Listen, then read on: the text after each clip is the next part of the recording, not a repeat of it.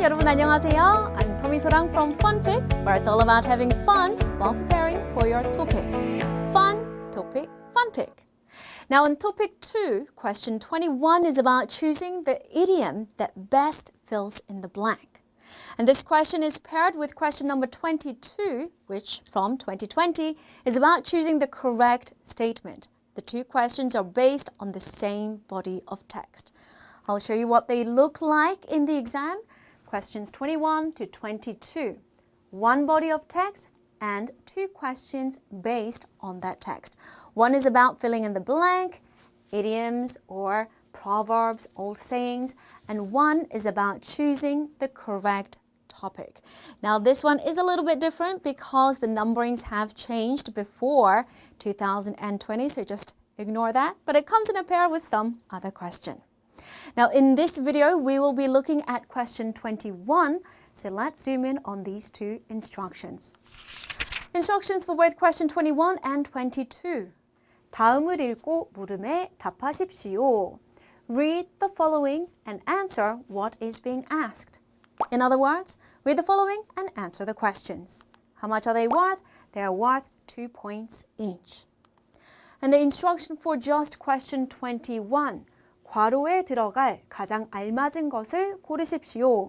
Choose the most appropriate one to go in the brackets, the parentheses. In other words, choose the expression that best fills in the parentheses. Now this is FunPik's step-by-step recommendation for solving this question type. First, read the options. Then read the text, focusing on that one sentence with the blank. It's best to read through the entire text, yes, but it is possible to answer the question just by looking at that one sentence with the parentheses. All right, let's solve one together. This is an actual question from the recent 64th topic. Let's go through the options first.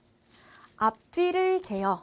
Since these are idiomatic expressions, I will give you the literal translation followed by what they mean in terms of their idiomatic expression. So 앞뒤를 재다, measure the front and back. What does it mean? It means that you're weighing up the pros and cons, the pluses and the minuses, the positives against the negatives. The next one, 진땀을 흘리다. It means that you are flowing or you are sweating sticky sweat. It means that you're sweating because of a problematic situation. 발목을 잡다, to hold one's ankles. So in other words, something negative has caught up with someone and that someone can't get away from that negative situation. 귀를 기울이다 literally means that you are leaning your ears. In other words, you are listening to something very carefully. All right, now let's read the text. Like I said before, you can solve this question by just looking at the sentence with the parentheses. So let's do that. Where is it? Here, this one. So sentence with a parenthesis begins and ends here. 내비게이션이 없이 낯선 곳에 갔다가 길을 못 찾아 something 본 적이 있는 사람이라면 내비게이션이 얼마나 편리한지 느꼈을 것이다. Alright. So anyone who has gone to a foreign or an unfamiliar place and gotten lost without a navigation GPS, they would have felt just how convenient navigation GPS is. All right, now getting lost is a difficult situation, I'm sure we would all agree. So the most appropriate one from these four options is 진땀을 흘리다. Break out into a cold sweat because you are facing a difficult situation. The correct answer is 진땀을 흘리다, number 2. All right, let's move on to some cool tips from FunPik. Now, it is impossible to solve this question type without knowing the idioms and proverbs or old sayings. It's not about making the questions easier to solve, it's about whether you can actually solve the questions to begin with. So you have to learn the most commonly used idioms which we have listed in our textbook. For example, 담을 쌓다. This is an interesting one. Literally, it means that you are building a 담, a wall. What does it mean? it means that you are holding someone or something at a distance. You're isolating yourself figuratively from that person or that thing because you are not interested.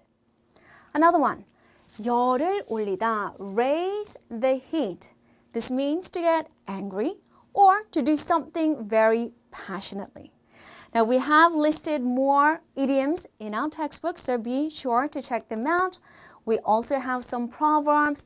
The interesting thing about proverbs is that their equivalents exist in every single language almost. For example, 천리길도 한 걸음부터. We have this English saying. It's the equivalent. A journey of 1,000 miles must begin with the first step. 티끌 모아 태산, many a mickle makes a muckle, and so on. Okay, let's solve one more together from the 47th topic. Let's go through the options. 담을 쌓고, I just talked about it earlier. Build a wall, hold someone or something at a distance because you are not interested. Number 2, 못을 박고, drive a nail.